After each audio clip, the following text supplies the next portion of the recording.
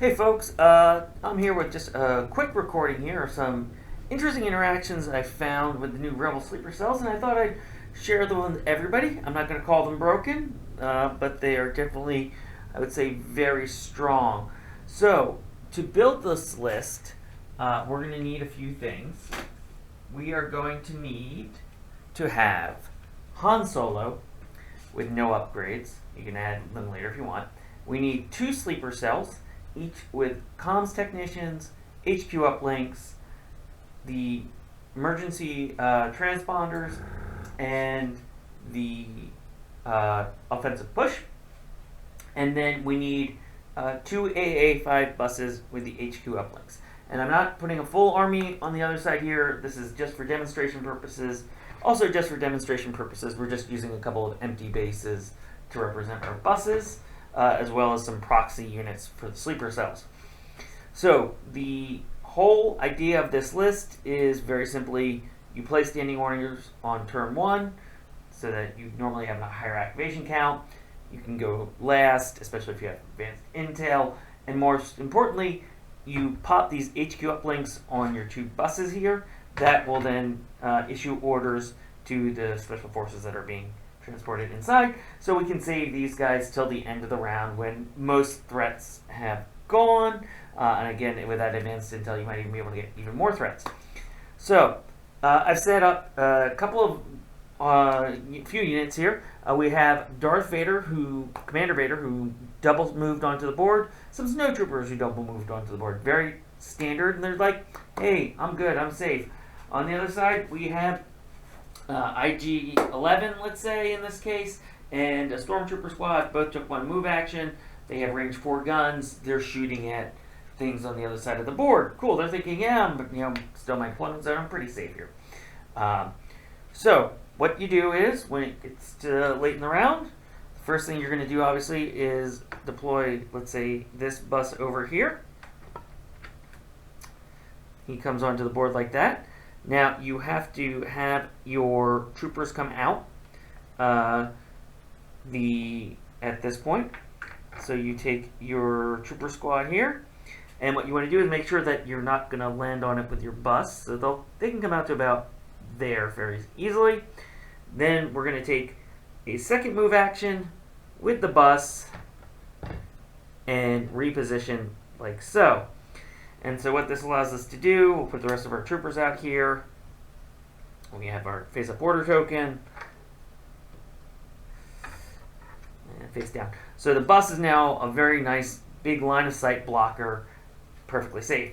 Then, my opponent will go, they'll do something. It doesn't, probably doesn't matter too much in the grand scheme of things. But then we'll do the same thing here on the other side, trying to not land on POIs, which we set up just as bunker assault for this example, but really it can be anything. So then we'll do the same thing here. We want to again make sure that we don't squish our friendlies with our bus. So we've got our commander here, we'll put him about like so. In fact, we can make sure that we're not going to squish him because we know where the bus has to land. So we're going to do that. Then we'll do the same thing over here, moving the bus onto the board and taking that reposition to create a second line of sight blocker. So at this point, I've got my 2 sleeper cells, 7-man sleeper cells. They're both safely behind these nice big line of sight blockers. Now we get to the last couple of activations. I can pick whichever side I think is better. Let's say for the sake of argument, we're going to go on this side. This guy's going to come out to right here. Now, that puts us right at range 2 of IG-11 there. It should, if we put it out correctly. With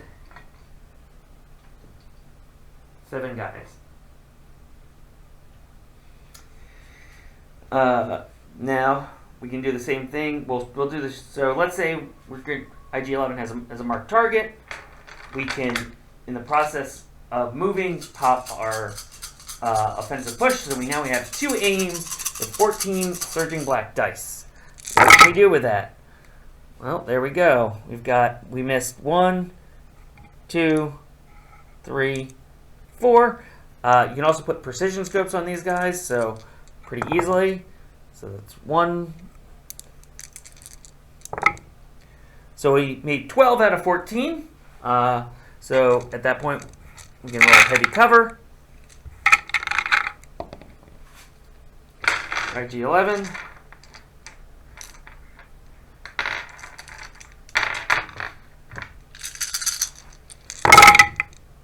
Taking off 5, so a very good roll for him. Leaving us 7 still to save. So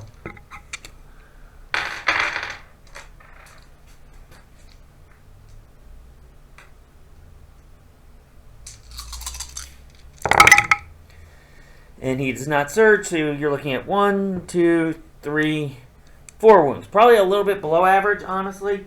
But that, a little bit of variance. You can see that IG-11 gets deleted on that turn. It doesn't really matter. So maybe my opponent goes, maybe they don't. Now I get to do the same thing on the other side. So again, I can zip over to here. And I would be in range, clearly in range 2 of the Snowtrooper squad. And I get to do the same thing, popping my offensive push.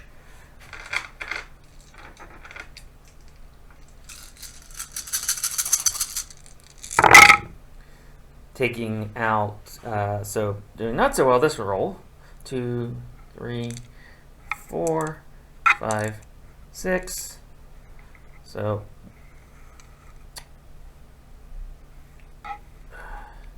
but we have 2 aims, so we'll just re-roll all 6 here.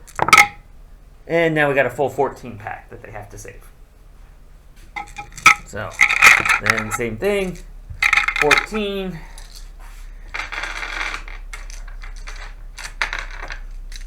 Cover saves that you're forcing. This time they blocked 1, so now they have to save the Snowtrooper squad has to save 13. 12 red dice here.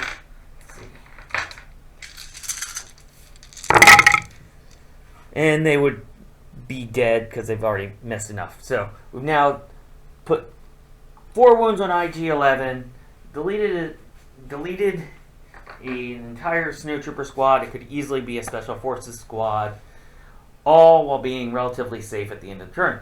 You're thinking, okay, that's nice. Here's where the trick comes in.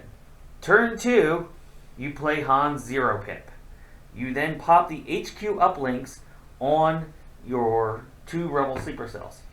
Now they can basically go first to whichever side they feel is more threatening.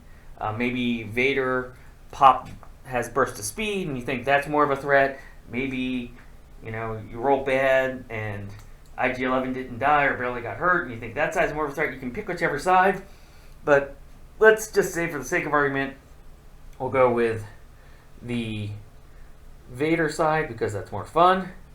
So we can be more than 1 away from Vader. We can be really just about there so we can see him clearly. Doesn't really matter. And now that 190 to 200 point Vader I could shoot at perfectly safely with another 14 black dice. I can pop the emergency transponders. So I still get my aim from tactical. I get another aim from the transponder. And there we go. We've got 2, 3, 4, 5, 6 misses. We'll just re-roll them all. And we're looking at 10 into Vader for heavy cover. And we could probably actually get him out with no cover if we moved a little bit further. So let's just say that for the sake of argument.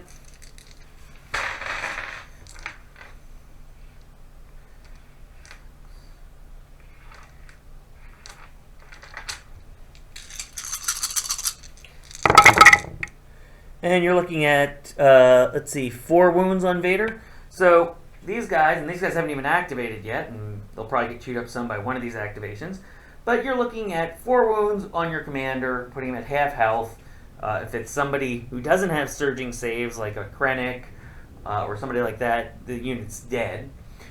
You've entirely deleted a snowtrooper squad, and you've put a bunch of hurt into operative and a little bit of positive variance. That unit can be dead too.